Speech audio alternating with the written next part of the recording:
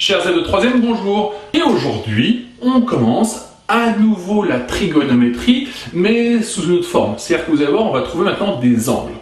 Alors, déjà pour commencer, on va revenir un petit peu à ce qu'on a fait pour l'instant.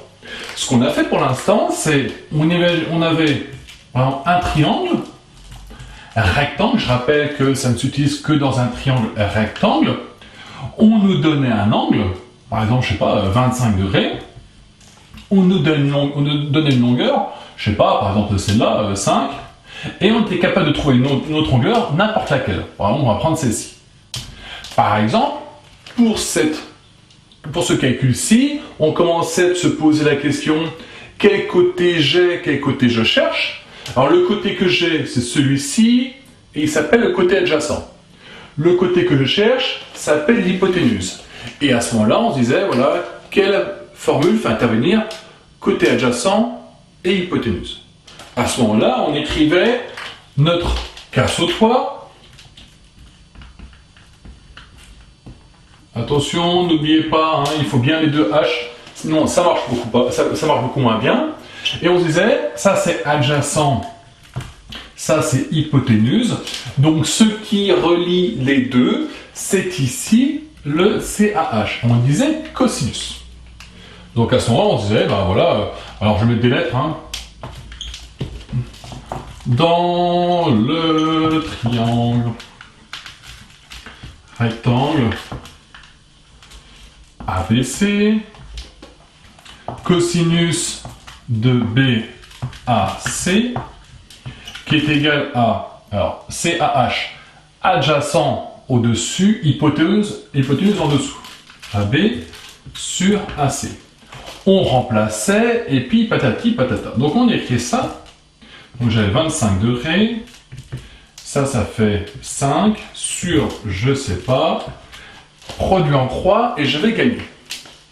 Maintenant, cette formule-là, elle est vraie, quelles que soient, les longueurs que j'ai au départ, hein, et même quel que soit l'angle que j'ai au départ. Cette formule-là, elle reste vraie.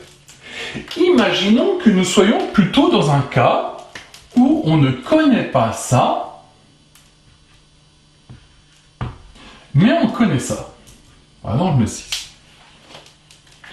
À ce moment-là, la formule, c'est toujours la même. Hein, et puis nous, à ce moment-là, on n'a pas cosinus 25, on a un truc qu'on ne connaît pas. Et puis on se retrouve avec cette formule-là. Bon. Donc là, pour l'instant, j'ai rien changé. Hein, voilà, c'est tout à fait la même chose. Maintenant, je me pose une question. Est-ce que ça pourrait nous permettre de trouver la mesure de l'angle? Alors, je ne sais pas trop ce que c'est, ce point d'interrogation, mais voyons voir ce qu'on connaît sur lui. On sait que là, le truc que je cherche, quand je lui applique la fonction cosinus, à ce moment-là, j'obtiens 5 sixièmes. Oh, 5 sixièmes, ça fait 0, patati patata. Bon. Nous, ce qu'on aimerait, c'est, est-ce que par hasard, il existerait quelque chose qui fait le job dans l'autre sens? Alors, je m'explique encore différemment. Qu'est-ce que c'est que cette fonction cosinus? Cette fonction cosinus, on lui donne à manger une valeur, en l'occurrence la mesure d'un angle. Hein, on lui donne un angle, et puis à cet angle, on avait associé un certain nombre qui dépend de l'angle. Voilà.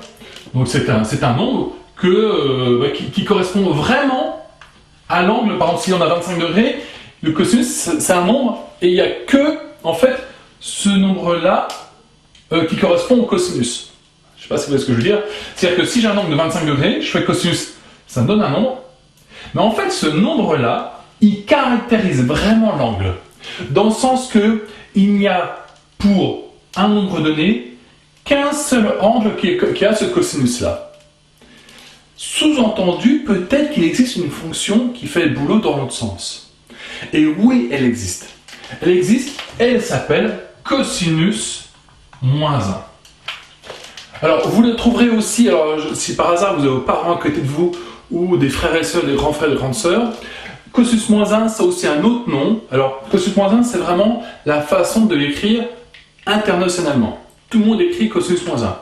Il s'avère qu'aussi on utilise une autre façon d'écrire et qui est arc-cos. Alors, arc-cos, A-R-C-C-O-S. Alors, pourquoi arc? Il y a une histoire d'arc de cercle. Cos, ben, c'est parce que c'est cos derrière. Mais on s'en fout un peu. Dites-vous juste que écrire cos moins 1 ou arc-cos, c'est la même chose. Donc, si vous voyez écrire l'un ou l'autre, c'est pareil. Par habitude, j'utilise cos moins 1 parce que c'est l'écriture on va dire mondialement utilisée.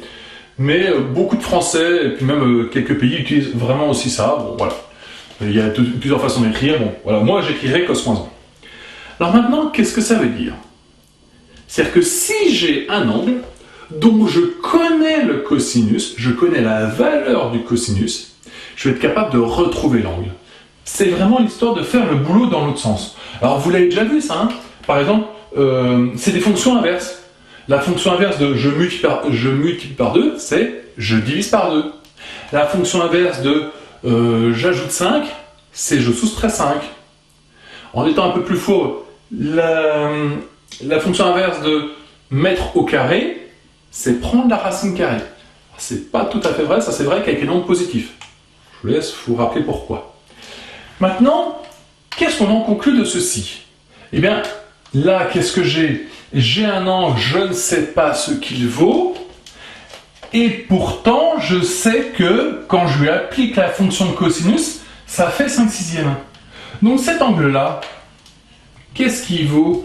Eh bien, il suffit de faire l'opération inverse de cosinus pour la valeur que j'ai. Autrement dit, l'angle que j'ai, donc il s'appelle BAC, hein, j'ai mis un point d'interrogation, je vais mettre BAC quand même depuis le départ. Hop, BAC, c'est égal à cosinus moins 1 de 5/6. Et ça, c'est un truc que la calculatrice sait faire. Hein.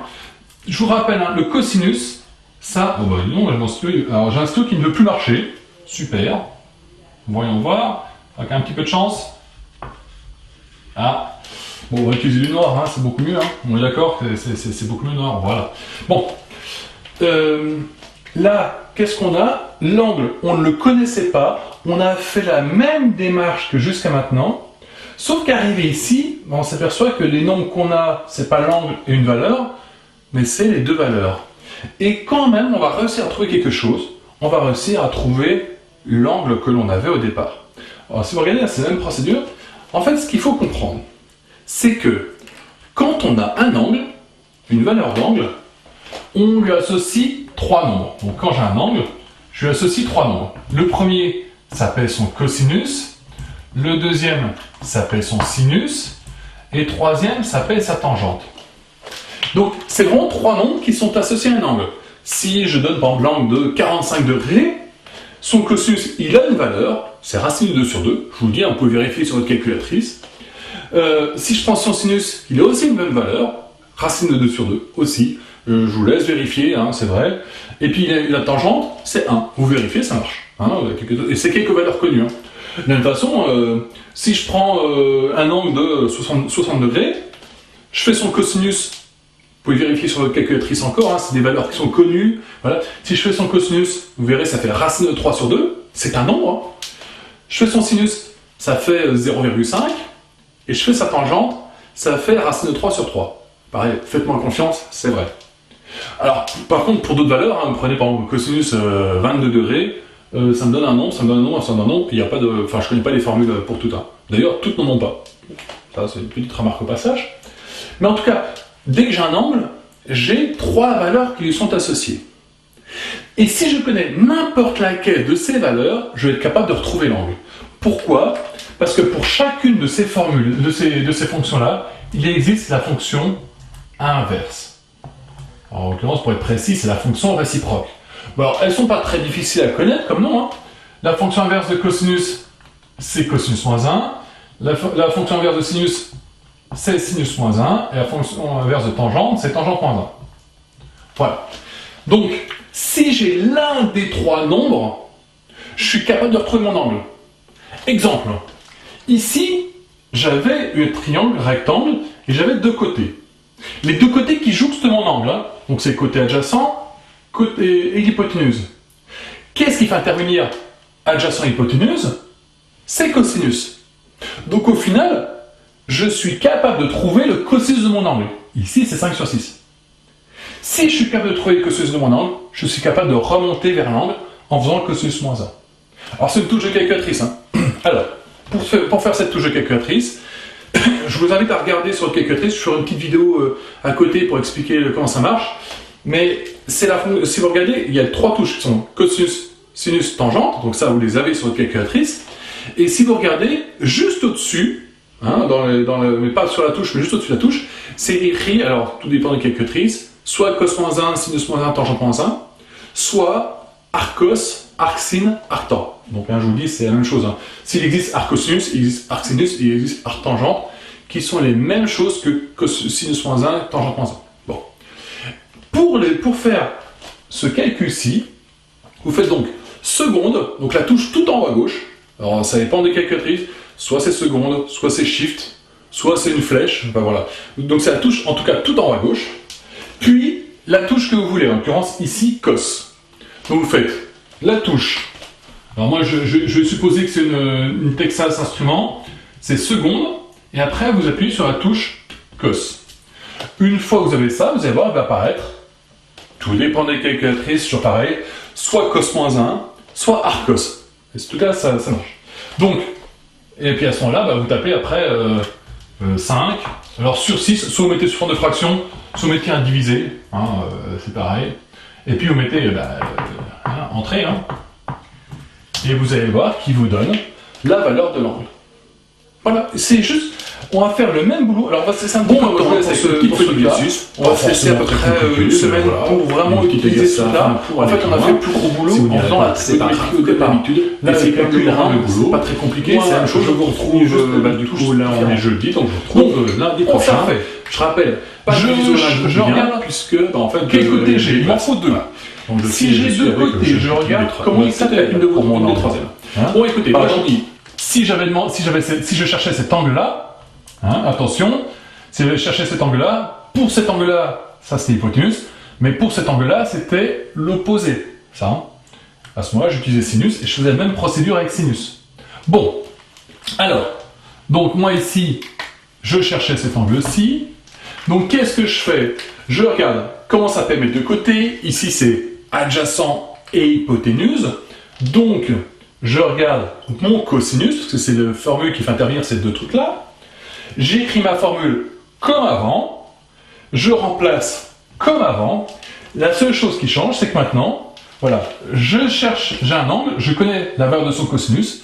Qu'est-ce que je fais? Eh bien, je fais la fonction inverse de cosinus et j'obtiens mon angle. Alors, en l'occurrence, vous taperez sur le calculatrice et vous me direz combien ça fait, parce que j'en sais rien. Voilà. Donc, j'espère que c'est assez compréhensible. Je vous fais juste un deuxième exemple. Et puis après, ce sera à vous sur une feuille d'exercice. Donc repartons de cet exemple-ci. J'ai bien un triangle rectangle, j'ai bien 2 longueurs, donc je vais pouvoir trouver un angle. La trigonométrie nous fait une relation entre 3 choses. Si vous avez un angle, une longueur, on est capable de trouver une deuxième longueur. Si on a 2 longueurs, on est capable de trouver un angle. Voilà le principe de la trigonométrie. Donc, j'ai cet angle-là que je cherche. Je vais regarder d'abord quels sont les 2 côtés que j'ai. Alors les noms, qu'est-ce que c'est? Ça en face de l'angle, c'est le côté opposé. Ça, c'est le côté qui est pas l'hypoténuse, l'autre côté de l'angle, donc ça s'appelle le côté adjacent. Hein, adjacent comme adjoindre, comme adjoint à la personne qui est à côté. Donc, je vais regarder dans mon cas sautoir quelle formule fait intervenir adjacent et opposé. C'est pas lui, donc c'est lui. Donc j'utilise tangente. Donc on est parti dans le triangle rectangle. Hein, n'oubliez pas d'écrire ça, parce que on ne peut l'utiliser que dans un triangle rectangle. EDF, c'est lumineux. Donc, j'utilise le tangente. Donc c'est qu'est-ce que ça me dit? J'ai une tangente de mon angle, EFD, qui est égale à opposé sur adjacent, donc opposé c'est ED, adjacent c'est EF. Comme d'habitude, je remplace. Donc tangente de EFD, c'est égal à opposé sur adjacent, donc 3 sur 5. Donc là, toujours la même chose. EFD, je ne sais pas combien il vaut, mais quand je lui fais tangente, j'obtiens 3/5. Donc pour revenir dans l'autre sens, c'est tangente moins 1. Donc EFD, c'est égal à tangente moins 1 de 3/5. Vous tapez ceci sur une calculatrice et ça fait, j'en sais rien, en fait j'ai oublié ma calculatrice en bas, j'ai pas envie d'aller la chercher. Donc vous faites le calcul pour moi et vous me dites combien ça fait. Voilà. Donc là, comme vous avez pu voir, c'est pas très compliqué. Une fois qu'on a compris comment marche cette formule-là, et ben la suite c'est la même, hein. Il faut juste remplacer par tangente moins 1 à la fin. Voilà. Donc ça vous fait une valeur approchée qui est je ne sais pas combien, j'en sais fiche rien. Bon, on va passer, comme je vous disais, une semaine là-dessus, où on va en fait cumuler au départ. Au départ, c'est que des exercices là-dessus, assez bêtes, pour s'entraîner. La fois d'après, on fera des exercices où on va essayer un peu plus de cumuler les deux façons de calculer la trigonométrie. En fait, c'est juste pour faire des exercices un peu plus gros. Vous aurez un exercice un peu plus gros, plutôt. Mais c'est là vraiment, il n'y a rien de plus que ça, dans la trigonométrie. Là, pour le coup, on a fait la totalité, on a fait le job.